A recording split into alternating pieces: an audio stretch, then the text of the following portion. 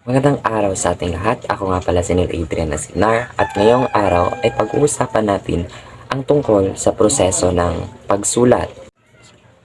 So, proseso ng pagsulat. Ang pagsulat ay isang mahalagang kasanayan na bumubuo ng proseso upang mabuo ng maayos at maiparating ng epektibo ang mensahe. Binubuo ito ng mga ilang hakbang na naglalaman ng paghahanda, pagsulat, revisyon, pagsusuri, at pagsanib ng feedback. Una, napaka-importante na pag-aralan ng proseso ng pagsulat dahil sa ating pang-araw-araw na buhay, lalo na tayo mga estudyante at mga guro na gumagawa ng mga written report na kailangan nilang ipresenta sa kanilang estudyante o sa magitan ng mga pinuno sa paaralan. So, kailangan paghandaan ito at sunod-sunod yung proseso.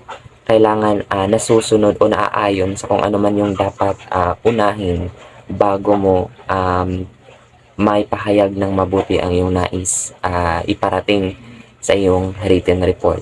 So, ang unang hakbang nating tatalakayin ay ang tungkol sa unang hakbang na paghahanda.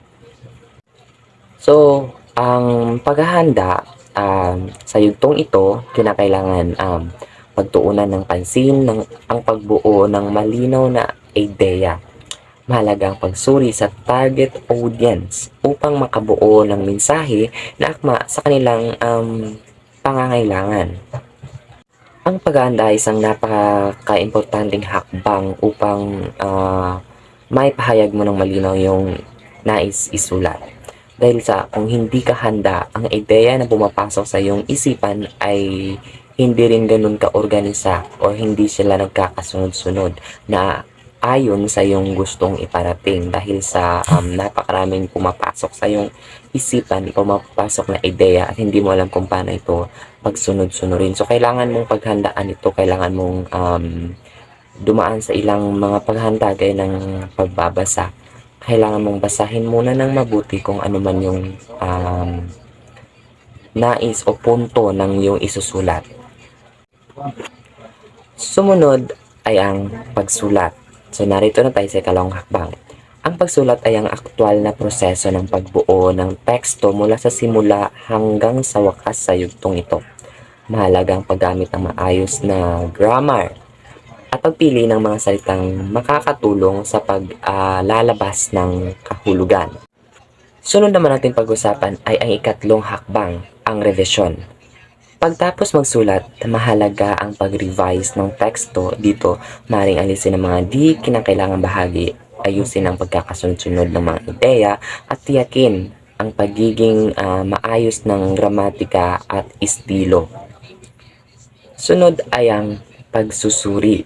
Ang pagsusuri ay mga yugto kung saan ipinapakita ang akda sa ibang tao upang makakuha ng feedback. Ito ay pagbibigay daan para sa posibleng pagpapahusay at pagtutok sa mga aspeto ng teksto na maaaring hindi napansin ng may akda.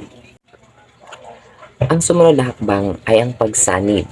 Sa huli, mahalaga ang pagsanib ng lahat ng mga natutunan mula sa feedback at mga revision. Dito na sa ayos ang anumang natitirang issue at nailalabas ang final na version ng mga sulatin. Sa pamamagitan ng maayos na pagsunod sa prosesong ito, mas mapapaangkop at mas maintindihan ng mambabasa ang layunin ng mga teksto at ilayin itong maaaring ibahagi or dahil sa napakalinaw na yung pagsulat o pagsunod sa mga proseso, maaaring inyong isinulat ay maging tanyag sa ilang mga mambabasa at i-recommenda ito sa sino man yung mga interesado sa mga pagbabasa dahil sa panahon ngayon, iilan na lamang yung interesado sa pagbabasa dahil sa tutok na sila sa kung ano man yung trending o ano man yung bago sa ating lipunan gaya ng mga gadget. So, kung ikaw ay manunulat, kailangan mong sumunod sa mga proseso ng pagsulat upang maganda ang kalalabasan ng iyong isusulat. Muli, ito si Neil Adrian Asignar. Maraming salamat.